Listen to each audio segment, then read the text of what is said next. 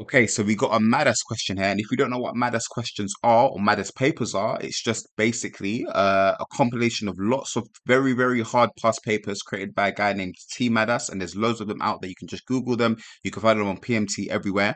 This question is from one of the papers which one of my students sent to me, which I thought is really, really good. So let's have a go at it. It says a curve C has equation y equals 1 over x cubed plus 1.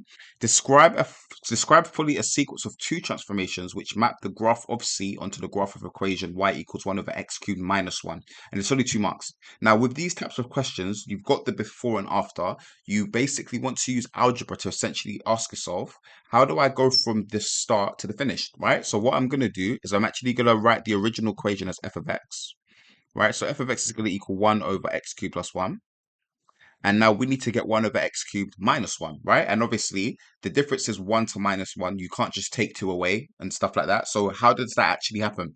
Now, for me, when I look at this, right, the denominator, both terms are positive, right? It's x cubed and plus 1. They're both positive. What we need to get to, there's a difference in sign. How has that happened?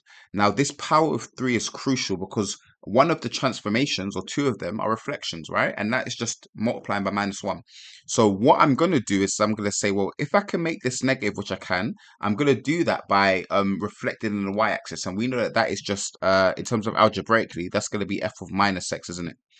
And that would be 1 over, and then remember, that's going to change to a minus x, and it's going to be all to the power of 3.